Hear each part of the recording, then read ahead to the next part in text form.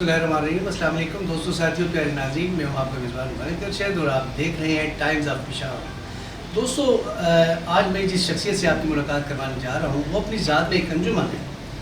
सहाफ़ी हैं, कॉलम निगार हैं और राइटर हैं, कई किताबों के मुसन्निफ़ हैं, चाइना विंडो के तख्लीक़कार हैं। बड़ी ही माशाअल्लाह कमाल की शख्सियत है। उनकी ज़ात के इतने पहलू हैं जो कि मैं यहाँ पे गिनवा नहीं सकता। आइए आपकी उनसे मुलाकात करवाते हैं। हमारे साथ मौजूद है हमारे मुल्क के माया नाज सहाफ़ी अमजद अज़ीज़ मलिक साहब। उनसे मुलाकात करते हैं, उनकी ज़ाती ज़िंदगी के बारे में कुछ जानते हैं। अस्सलाम वालेकुम मलिक साहब। वालेकुम सलाम। कैसे हैं जी? ठीक ठाक जी, बड़ी मेहरबानी।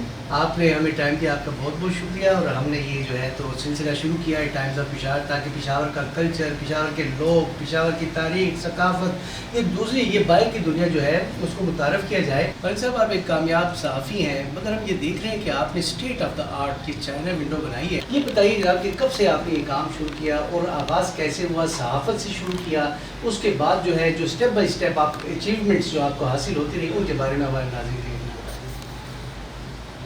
बहुत शुक्रिया मलिक साहब।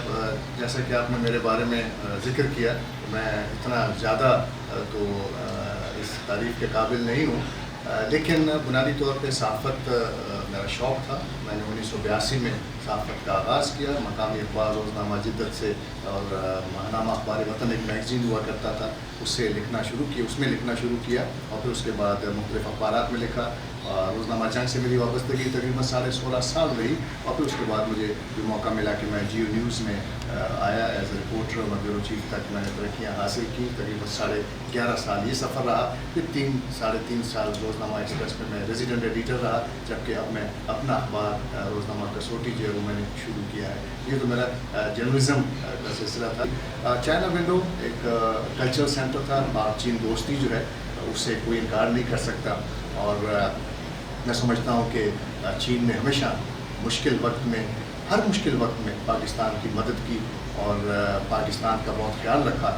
और फिर हमारी जो दोस्ती थी उसको मजबूत होने में इसलिए भी मदद मिली कि हमारे सरबराहान मुमलिकत आपस में एक रहे, हमारे अवाम जो है वो एक दूसरे को पसंद करते हैं, चाहते हैं। तो फिर मैंने पेशावर में चाइना विंडो कायम की। अगरचे चीनी सफारतखाने का भरपूर तामन मुझे हासिल है और चीनी सफ़ीर इज़्ज़त माब याओ जिंग और उनके जो कौंसलर्स हैं वो बड़ी मोहब्बत करते हैं मुझसे। उन्होंने मुझे चाइना विंडो बनाने का एक मौका फ़राहम किया। मुझे खुशी ये है कि मैंने अपने तौर पे अवामी सतह पे अपना किरदार अदा किया है और इस सेंटर को यहाँ पे बहुत मकबूलियत मिली है। यहाँ पे 15,000 से ज़्यादा लोगों ने 15 महीनों में इस मरकज़ का दौरा किया। 2020 में हमारा टारगेट 20,000 लोगों का है। तो मैं समझता हूँ कि ये भी एक रुख था जो मैंने सामने लाया। मलिक साहब, आपने बहुत सारी किताबें लिखी हैं, उसके हवाले से आप कुछ बताएं। और इसके अलावा आप बेहतरीन कमेंटेटर भी जो है रह चुके हैं, करार पाए, और उसके हवाले से हमें कुछ बताएं। यूँ ही ये सफ़र आगे बढ़ा तो मुझे फिर कमेंटेटर बनने का शौक़ हुआ और मैंने पाकिस्तान और मुख्तलिफ़ ममालिक के साथ जो पाकिस्तान में क्रिकेट मैचेस खेले, टेस्ट मैच और वनडे इंटरनेशनल, मैंने उनकी कमेंट्री की। लेकिन मैंने देखा कि वहाँ पर कमेंटेटर्स की तादाद भी थोड़ी ज़्यादा थी और क्रिकेट कमेंट्री में आगे आना थोड़ा मुश्किल भी था। तो फिर मैंने हॉकी कमेंट्री का आगाज़ किया और अल्लाह ताला के फज़ल व करम से मैंने 268 इंटरनेशनल हॉकी मैचों की कमेंट्री की। इन इंटरनेशनल हॉकी मैचों में ओलंपिक्स भी हैं, अटलांटा ओलंपिक्स है, सिडनी ओलंपिक्स है, कॉमनवेल्थ गेम्स हैं, एशियन गेम्स हैं, चैम्पियंस ट्रॉफी है, बेशुमार मैचों की मैंने कमेंट्री की। और अल्लाह ताला के फज़ल व करम से मुझे 1999 और 2000 में मुसलसल 2 बार पाकिस्तान का बेस्ट हॉकी कमेंटेटर होने का एजाज़ हासिल हुआ। और मैं समझता हूँ कि पेशावर से ताल्लुक़ हो आपका, खैबर पख्तूनख्वा से ताल्लुक़ हो और आप इतनी बड़ी सतह पे जाएँ, पाकिस्तान की सतह पे या आलमी सतह पे, और बेहतरीन कमेंटेटर का एवार्ड जीतें, ये कोई आसान बात नहीं थी और ये एजाज़ अब तक और किसी ने हासिल नहीं किया। तो मैं समझता हूँ कि मेरी खुशकिस्मती थी। अगर आप किताबों की बात करें तो मैंने अब तक 14 किताबें लिखी हैं। 2 किताबें इंशाअल्लाह अगले 2 महीने में आ जाएंगी। इनमें मेरे कॉलम्स की भी हैं जो मैंने मुख्तलिफ़ अखबारात में कॉलम लिखे, उनको किताबी शक्ल दी। मैंने क्रिकेट और हॉकी के हवाले से बहुत लिखा, वर्ल्ड कप क्रिकेट टूर्नामेंट के हवाले से लिखा, मैंने फ़ुटबॉल के ऊपर लिखा। मैंने अपने सफ़रनामे 2 सफ़रनामे लिखे हैं। एक तो ایک بڑا دلچسپ سفرنامہ تھا جس میں میں نے بتایا کہ میں کس طرح عالمی ایک تنظیم ہے اسپورٹس صحافیوں کی، اس کا میں ایگزیکٹو کمیٹی کا ممبر کیسے بنا، اور دوسرا پھر میں قطر، ہنگری اور ناروے گیا، اس بارے میں سفرنامہ لکھا. یہ میری 14 کتابیں ہیں، آنے والی 2 کتابیں ملا کے 16 کتابیں ہو جاتی ہیں. ملک صاحب، آپ اسپورٹس جرنلسٹ کی عالمی جو تنظیم ہے، جو ایشین کمیٹی ہے، اس کے آپ ایگزیکٹو ممبر بنے، یہ اعزاز کس طرح سے حاصل ہوا؟ میں عالمی سطح پہ پاکستان کی نمائندگی کرتا ہوں اسپورٹس جرنلسٹ فیڈریشن کی، جبکہ پشاور میں بم دھماکے بہت زیادہ ہوا کرتے تھے اور دہشت گردی بہت زیادہ تھی، تو مجھے موقع ملا کہ میں ایگزیکٹو کمیٹی کا الیکشن لڑوں. اور آپ حیران ہوں گے کہ جب میں نے اپنے نامینیشن پیپرز جمع کروائے تو دنیا کا یہ خیال تھا کہ میں شاید کسی دہشت گرد ملک سے آ گیا ہوں. لوگ مجھے وہاں پہ باقاعدہ ٹیررسٹ کہنا شروع ہو گئے، مجھ سے پوچھتے تھے کہ آپ کہاں سے، تو میں بولتا تھا میں پاکستان سے ہوں، تو بولتے تھے او یو آر ٹیررسٹ. تو آنکھوں میں سے آنسو رواں ہو جاتے اور میں سوچتا کہ پاکستان کا سافٹ امیج کیسے سامنے آئے گا. حکومتی سطح پہ دیکھیے بڑا مشکل ہوتا ہے، عوامی سطح پہ آپ اس کسی حد تک لوگوں کو قائل کر سکتے ہیں کہ دیکھیے ہم نے تو دہشت گردی کے خلاف جنگ لڑی ہے، ہم نے تو 90,000 لوگوں کی قربانیاں دی ہیں. ہماری سیکیورٹی فورسز، پاک فوج، ہمارے خیبر پختونخوا پولیس اور خاصہ دار اور فرنٹیئر کانسٹیبلری، کتنی قیمتی جانیں ہم نے دے دی ہیں. DIG لیول اور ایڈیشنل IG لیول کے لوگ قربان ہو گئے اس جنگ میں. تو میں نے تقریباً 24 گھنٹے کیمپین کی، سوچی روس میں الیکشن تھے، اور پھر میں نے اگلے دن 104 ملکوں میں سے 78 ووٹ لیے. یعنی میں نے ان کو قائل کرنے میں کامیابی حاصل کی کہ ہم دہشت گرد نہیں ہیں بلکہ دہشت گردی کے خلاف جنگ میں دنیا کے اتحادی ہیں. اور پھر میں اللہ کا شکر ہے کہ 90 سال کی تاریخ میں جو اسپورٹس جرنلسٹ کی تنظیم ہے اور پاکستان کی 70 سالہ تاریخ میں پہلی مرتبہ ایگزیکٹو کمیٹی کا ممبر بنا. 2016 میں مجھے دوبارہ یہ اعزاز حاصل ہوا. اور اس کے علاوہ میں ایشین اسپورٹس جرنلسٹ فیڈریشن جو ہے میں اس کا سیکرٹری جنرل ہوں. ماشاءاللہ میرے مقابلے میں کسی بھی ملک کا، ایشیا کا کوئی جرنلسٹ نہیں آتا. اس کی وجہ یہ ہے کہ میں بہت کام کرتا ہوں. ہم نے دیکھنا ہوتا ہے کہ ہم ایشیا کی سطح پہ اسپورٹس جرنلسٹ کو کیا سہولتیں فراہم کریں. ہمیں دیکھنا ہوتا ہے کہ اولمپکس میں اور ورلڈ لیول کی جو گیمز ہیں اس میں کیسے صحافیوں کو ہم سہولتیں فراہم کریں. تو میں سمجھتا ہوں کہ یہ ایک علیحدہ ایک میرا کردار تھا جس میں نے کامیابی حاصل کی. ملک صاحب، بم دھماکے جب ہوتے تھے، دہشت گردی کا دورہ تھا، آپ بڑی جانفشانی کے ساتھ، بڑی بہادری کے ساتھ رپورٹنگ کرتے تھے اور عوام نے یہ دیکھا اور ہمیں یہ پتہ چلا کہ آپ بڑے پر اعتماد طریقے سے جو ہے تو رپورٹنگ کرتے تھے. اس وقت آپ کو کوئی خوف نہیں آتا تھا جب آپ رپورٹنگ کے لیے جاتے تھے؟ ملک صاحب، میں نے بہت کام کیا خاص طور پہ جرنلزم کے شعبے میں، اور جب دہشت گردی تھی یہاں پہ تو مجھے یاد ہے کہ دن میں 3 دھماکے ہوا کرتے تھے 2008، 9، 10 میں، اور مجھے وہ کور کرنے کا موقع ملتا. اور میری شناخت یہ ہو گئی تھی کہ میں ان خبروں کو بریک کیا کرتا تھا. لیٹ سے جب بھی کوئی دھماکہ ہوتا تو سب سے پہلے میں اپنے ٹیلی ویژن چینل پہ وہ خبر بریک کرتا اور لوگ اس کو سنتے تھے، مجھے دیکھتے تھے.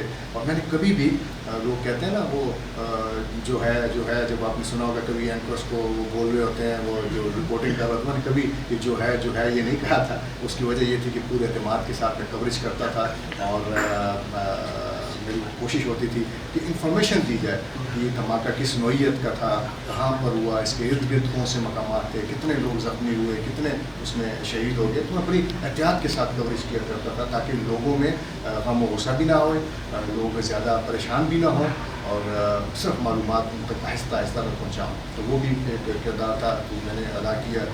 اس کے علاوہ کھیلوں کی ترقی کے لیے میں نے ملک سعد میموریل اسپورٹس ٹرسٹ بنایا، کیونکہ ملک سعد جب شہید ہو گئے تو ان کے نام سے ان کے نام کو زندہ رکھنے کے لیے، شہیدوں کے ناموں کو زندہ رکھنے کے لیے میں نے ٹرسٹ قائم کیا. اور 12 سال تک ہم نے اس صوبے کی بہت خدمت کی ہے. ہم نے پورے صوبے میں اکیڈمیز بنائی اسپورٹس کی، اور کوشش کی کہ بچوں کو کھیلوں کا سامان ملے، ان کے درمیان کھیلوں کے مقابلے ہوں، ان کو نقد انعامات دیے جائیں. میں بڑی حد تک اس میں کامیاب رہا. اور میں سمجھتا ہوں کہ بچوں کی جو خدمت تھی، بچوں کا جو خیال رکھنا تھا، اس کے نتیجے میں اللہ تعالیٰ نے مجھے بہت کامیابیاں دیں.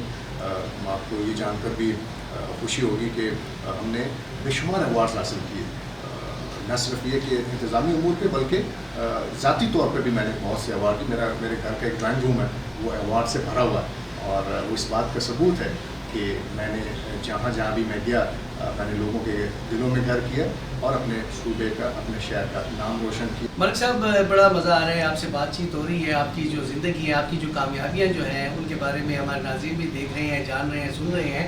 اب کچھ میں جاننا چاہوں گا کہ آپ کس طرح کے بچے تھے، کہاں پہ آپ کا بچپن گزرا، کچھ اپنی بچپن کی یادیں تازہ کریں، کچھ اپنی ذاتی زندگی کے بارے میں بتائیں۔ دیکھیے جی، جہاں تک ذاتی زندگی کا سوال ہے تو پشاور سے میرا تعلق ہے۔ پشاور میں پیدا ہوا، F G technical high school Tariq road Peshawar, جسے ہمارے بازار اسکول بھی کہتے ہیں، وہاں سے میں نے میٹرک کیا، پھر اس کے بعد گورنمنٹ کالج پشاور سے ایف اے کیا، گریجویشن کی، پھر پشاور یونیورسٹی سے میں نے ماسٹرز کیا۔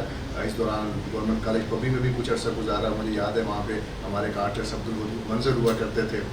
یہ تعلیم تھی، اور تعلیم کے بعد پھر چونکہ اخبار سے وابستگی ہوگی، بچے میرے ماشاءاللہ 3 ہیں، شادی میں نے 1995 میں کی، اور میری بیٹی 2 بیٹیاں ہیں۔ بڑی بیٹی جو ہے تو وہ چاہتی ہے کہ سول سرونٹ بنے، میرا بیٹا جو ہے وہ کمپیوٹر سائنس میں آگے بڑھنا چاہتا ہے، اور چھوٹی بیٹی جو ہے وہ ڈاکٹر بننا چاہتی ہے۔ مجھے امید ہے کہ انشاءاللہ اپنے والد کو دیکھتے ہوئے، جیسے کہ میں نے اپنے شعبے میں کامیابیاں حاصل کی ہیں، وہ بھی کامیابیاں حاصل کریں گے۔ میری وائف نے میری زندگی میں بڑا اہم رول پلے کیا، میری کامیابیوں میں ان کا بڑا رول ہے۔ تو میں سمجھتا ہوں کہ چھوٹی سی فیملی نے بڑا مجھے ہم اکٹھے رہے، اور اکٹھے ہم نے پیار و محبت میں جو وقت گزارنا ہے وہ آپ کو بنیاد فراہم کرتا ہے کہ آپ پھر اپنے شہر کی ترقی کے لیے، شہر کی کامیابی کے لیے اپنا رول پلے کریں، اپنے صوبے میں کچھ کریں، اور پھر اپنے ملک کے لیے کچھ کریں۔ کھلاڑی بھی تھے اور کھیلا بھی کرتے تھے، کرکٹ اور ہاکی ہمارا کھیل ہوا کرتا تھا۔ پھر مجھے یہ بتاتے ہوئے بھی بڑی خوشی ہوتی ہے کہ آپ پشاور جیسے شہر سے نکلتے ہیں اور پھر آپ دنیا پر راج کرتے ہیں۔ میں تقریباً 60 ملکوں میں 350 بار جا چکا ہوں۔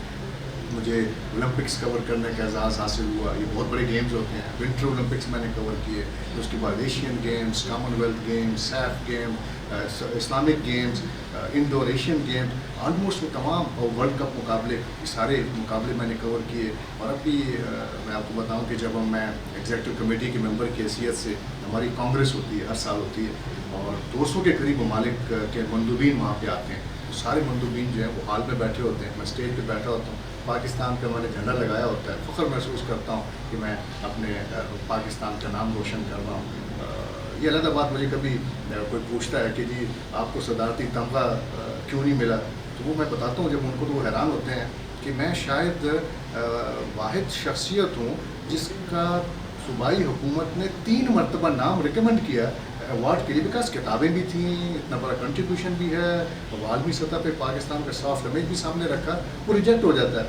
اب تو میں نے وصیت کر دی اپنے بچوں کو، اپنے وائف کو، میں نے کہا اب ایوارڈ کوئی نہیں لینا، گھر میں جو ایوارڈ بھرے ہوئے ہیں یہ کافی ہیں۔ وہ ساری دنیا میں جاتا ہوں، میں صدور سے ملتا ہوں، مختلف ممالک کے وزراء اعظم سے ملتا ہوں، بڑے بڑے لوگوں سے میں ملتا ہوں، تو اب وہ ایوارڈ کی ضرورت نہیں رہی۔ میرا اب جو ایوارڈ، یہ صلہ ہے، وہ اپنی قوم کی، اپنے صوبے کی، اپنے شہر کی خدمت کرنا ہے۔ انشاءاللہ یہ خدمت جاری رہے گی۔ ملک صاحب، پاکستان ٹیلی ویژن کے ساتھ آپ کا ساتھ 10 سال پر محیط ہے، آپ نے وہاں پہ خبریں پڑھی اور آپ آتے جاتے رہے اور ڈراموں میں بھی کام کیا، یہ بتائیں کہ وہ تجربہ مزید جو ہے تو کام آیا؟